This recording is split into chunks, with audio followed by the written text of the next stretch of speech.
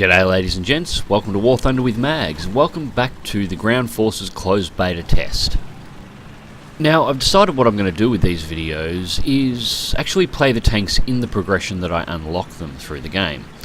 Now, my last match, well the only match I played in the T26, I fully unlocked the tank and unlocked the T28 in the first battle. So today we're in the T28. T28's Era 1, Battle Rank 2. Armament's a 76mm L10 cannon. Mobility, it's a 25-ton tank with a 450 brake horsepower engine. It'll do 50 kilometers an hour, 44 degrees on the hull, and 15 degrees traverse on the turret. It's not a bad little medium tank. As you can see, they're always important to watch where you're going. I didn't realise the ridge dropped off so far there, so I ended up side grinding this tank to the ground. Now, the hull armour on this is 30mm at the front at its thickest point, 20 on the sides and rear, 20 all round on the turret except the rear of the turret. The rear of the turret's 30mm thick.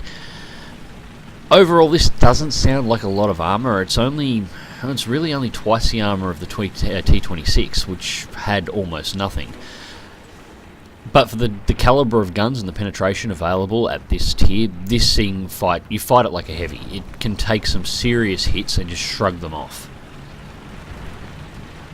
In fact, the T28 is actually the entry point to go into heavy tanks. The next tank I unlock after this is the KV-1, which is where I'm heading now. So I've decided I want to go around the north side of the map, despite coming in at the southern spawn point, so I'm moving that way now. I spot an enemy target on the way through, so I've had to back up so I can get the gun elevation that I need in order to be able to get the shots and get a clear line of sight. First shot misses, second shot, critical hit. I just blew 4 components on the tank and heavy damage to a 5th.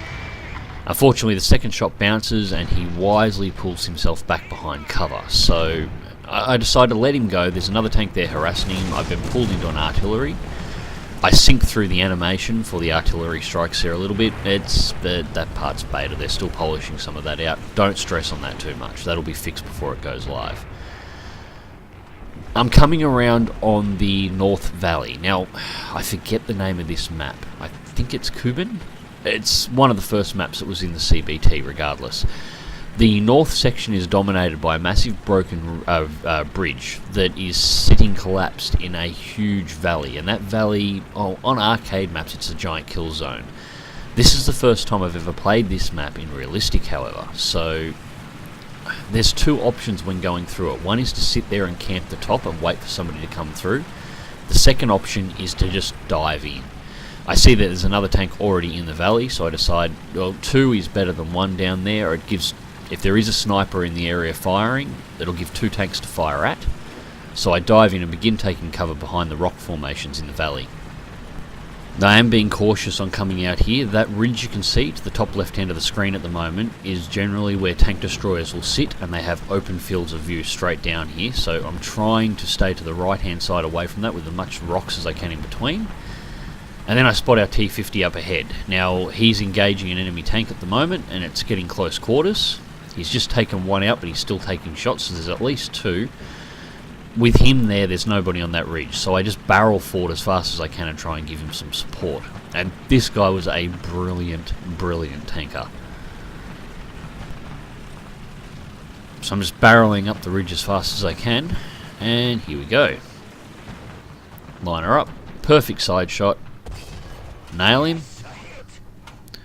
T50 realises I'm here, backs off. Second shell, takes a kill. And that's just cleared him up because our T50's actually taken track damage at the moment, is in the process of repairing, and there was still shots coming in. There's actually 2 more Panzers up over the top of that hill. So I keep pushing up. He's managed to fix it, here comes the second one. The Panzer realises I'm here and dives in for cover behind the T50 who is moving to attack. I fire the shot and miss it in the smoke. He rips up my side with his 20mm, but every single shot bounces. Bring the 76 around. First shot, target undamaged. Line up for a second shot, I'm only going to have window for 1 more. Second shot in does some, but nothing serious. I am, however, not going to follow him because there was another T-28 and another T-50 following me from behind that were down back in that valley. So he's driving into another set of guns, and there's a kill assist on him. Now, there are two Panzers at the top of this hill. I don't have the gun depression to be able to crest the ridge on that particular area. The T-28 only has about 9 degrees of turret depression, or cannon depression, so I just cannot get an angle. So I'm trying to get a thin shot on that commander's hatch if I can. But I just cannot find an angle. Try and slip one straight over the top of the ridge. It does go over, but I couldn't get the angle right. It wasn't going to hit. The T-50, however, has pushed up again and has taken hits. So I move up to assist. Bounced, probably fired at the wrong target there, but I didn't want to hit the one before him. The T-50's already managed to destroy it and set it on fire. It looks like he's done crippling damage to its turret as well, because it is not shooting at anyone. Advance up and take a second look. I was considering putting a shell into it, but that T-50's just taken out, 3 tanks in a very short order. He deserved that kill, so I just dropped the cannon away. I'll just let the fire do its work and leave him the kill. He deserved it. Now he was doing a repair at this point, so I was coming up on the ridge. One of those Panzers took out his left-hand side track, so I just advanced forward ready to engage whatever could be coming from the spawn point. He's repaired and now moving up himself. Now it's worth mentioning we are not on comms and we have not been using chat to communicate with one another. I found this with a lot of the CBT players. They tend to fall into group tactics even with zero communication. It's really weird. Something you could never hope for in Air Forces on the live server at the moment just seems to automatically happen on Ground Forces tanks, at least on the CBT. In fact, I've found players seem to work tactically better in realistic mode with almost no communication with one another than they do in games like World of Tanks, where people have been playing for years. Now, that T-50 has taken a beating, and we are going to try and cap out the enemy base. Now, the T-50 is the tank that I want to keep alive here, because while it has taken a beating, it is also the smallest target that we have in the cap circle at the moment. I'm actually quite large, it's about half my size, so it's the hardest target to potentially hit. Now, a tactical position here, the northern flank is basically secured. We have a T-28 and another T-50 coming up behind us, so we won't be attacked from that direction. However, the south is completely unsecured, and we have enemy tanks approaching us from the east. Now, the T-50 does have a large rock in the centre of the cap that it can use to cover itself from incoming fire from the south, but I'm more worried about these tanks coming in from the east at the moment. So I've positioned myself on an angle I'm using a ridge to my left to cover my engine compartment, and I'm angling my front against both the tanks coming in from the East Valley and tanks that could potentially come from the south. What I'm also doing is providing a metal wall that I can use to try and prevent the T-50 from taking hits. I've backed off here because I saw an incoming tank with no markers. I didn't immediately identify it, I should have. It was just another T-28. It must have been the one that was on the north flank. It's come around. So we now have 2 T-28s in the circle, and I've moved back up just to prevent the T-50 from taking hits.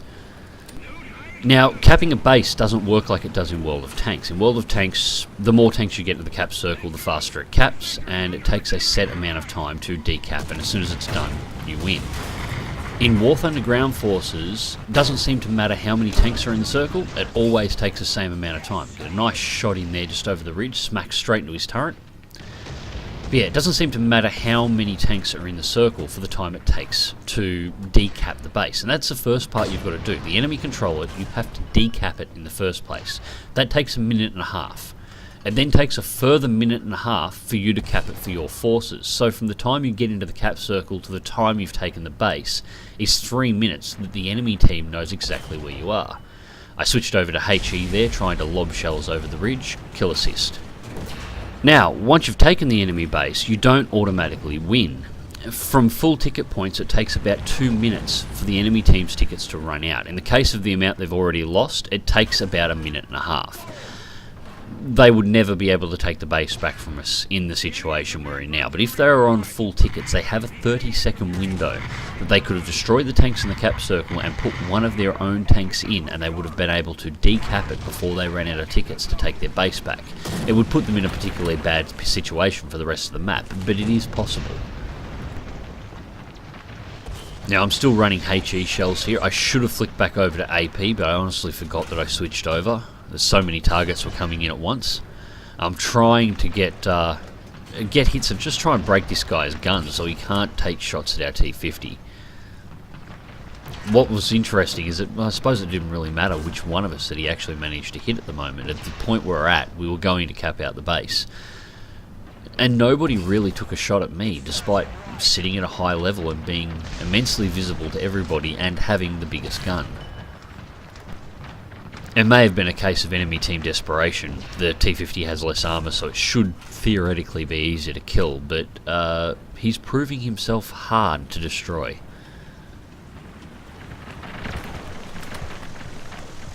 Allied aircraft just buzzing us while we're sitting in the cap circle, and yeah, the base is capped, the tickets are ticking down, and this one is over. I'm sort of hoping for a last minute kill here. There are still tanks hidden over there, and there he is. Gonna get him, can I get him? Good hit. I'm on AP now, I should be able to punch a hole in him a little higher. Tracks again, aim higher, aim higher. Assist. And cooks off the ammo rack. So, battle results. Well, I came in third place underneath the other T50 and the T28 that had monster rounds. I pulled in 1 kill and 4 assists. Now, the credit rewards and RP earned in the CBT is largely irrelevant. The entire system is engineered so that you should be able to rapidly progress through tanks, so you have the ability to test them all. In the case here, that 1 battle, 1 kill, 4 assists was enough credits and enough RP to not only unlock and buy the KV1, but to fully research the T28, all components done from the first, and that was the first time and only time I have driven it. But CBT, ground forces, base capping, that's how it works, and that's the sort of team that I'm tending to find while playing at the moment. Lots and lots and lots of very good players working very good tactics that with zero communication between one another can seem to see what the tanks around them are trying to do and move to either take advantage of that or to assist them in doing whatever they're trying to do. It's really nice to have tactics that just happen. Anyways, ladies and gents, I'm calling it here. Click like if you do, subscribe if you want to see more. Drive smart, drive safe, and I'll catch you on the battlefield.